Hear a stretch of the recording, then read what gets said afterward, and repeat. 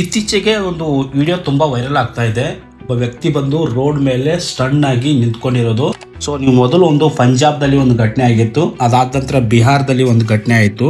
So ಇದು ಇವಾಗ ತೀರಾ ಒಂದು ನಮ್ಮ ಬೆಂಗಳೂರಲ್ಲಿ ಕೂಡ ಒಂದು ಘಟನೆ ಆಗಿದೆ.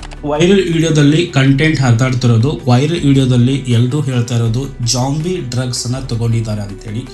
ಸಿಂಪಲ್ ಆಗಿ ಹೇಳ್ಬೇಕಂದ್ರೆ ಜಾಂಬಿ ಡ್ರಗ್ ಬಂದ್ಬಿಟ್ಟು ಅದನ್ನ ಯಾರು ಕೂಡ ಮನುಷ್ಯರಿಗೆ ಯೂಸ್ ಮಾಡಲ್ಲ, ಅದನ್ನ ವೆಟರ್ನಿಟಿ ಪರ್ಪಸ್ಗಾಗಿ ಯೂಸ್ ಮಾಡ್ತಿರ್ತಾರೆ. ಪ್ರಾಣಿಗಳಿಗೆ ಒಂದು ಚುಚ್ಚುಮದ್ದಾಗಿ ಅದನ್ನ ಯೂಸ್ ಮಾಡ್ತಿರ್ತಾರೆ.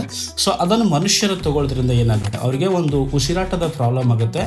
ಅದಾದ ನಂತರ ಒಂದು ತೀವ್ರವಾದ ನಿದ್ದೆ ಬರುತ್ತೆ. ಅದಾದ ನಂತರ ಅವರಿಗೆ ಹೆಚ್ಚು ಕಡಿಮೆ ಒಂದು ಅರೆಪ್ರಜ್ಞಾವಸ್ಥೆಗೆ ಹೋಗ್ತಾರೆ. ರೋಡ್ ಮೇಲೆ ಇದ್ರೂ ಕೂಡ ಎಲ್ಲೇ ಇದ್ರೂ ಕೂಡ ಆ ವ್ಯಕ್ತಿಗೆ ಮೂವ್ ಆಗೋಕ್ಕಾಗಲ್ಲ.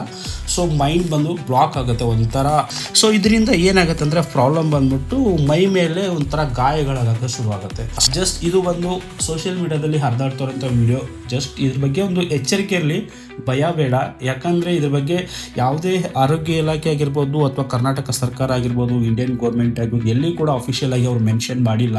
ಸೊ ಈ ಡ್ರಗ್ ಬಗ್ಗೆ ನಿಮ್ಮ ಮನೆಯಲ್ಲಿ ಮಕ್ಕಳು ಮತ್ತು ಯುವಕರಿದ್ದರೆ ಖಂಡಿತವಾಗ್ಲೂ ಅವ್ರ ಬಗ್ಗೆ ನಿಗಾ ಇರಲಿ. ಯಾಕಂದರೆ ಈ ಥರ ಒಂದು ಡ್ರಗ್ಸ್ ಜಾಲ ತುಂಬಾ ವೈರಲ್ ಆಗ್ತಾ ಇದೆ, ತುಂಬಾ ಒಂದು ದುಷ್ಪರಿಣಾಮವಿರುತ್ತೆ. ಇವನ್ ದುನಿಯಾ ವಿಜಯ್ ಸರ್ ಕೂಡ ಇದ್ರ ಬಗ್ಗೆ ಒಂದು ಅವ್ರು ಹೇಳಿಕೆ ನೀಡಿದ್ದಾರೆ. ಅವರು ಭೀಮಾ ಚಿತ್ರದಲ್ಲಿ ಒಂದು ಡ್ರಗ್ಸ್ ಮಾಫಿಯಾ ಬಗ್ಗೆ ಒಂದು ಮೆಸೇಜ್ ಕೂಡ ಕೊಟ್ಟಿದ್ದರು. ಸೊ ಇದೇ ರೀತಿ ಟ್ರೆಂಡಿಂಗ್ ಸುದ್ದಿಗಾಗಿ ನಮ್ಮ ಪೇಜನ್ನ ಫಾಲೋ ಮಾಡ್ಕೊಳ್ಳಿ. ಮತ್ತೆ ಮುಂದಿನ ವಿಡಿಯೋದಲ್ಲಿ ಸಿಗೋಣ. ಅಲ್ಲಿವರೆಗೂ ಟೇಕ್ ಕೇರ್.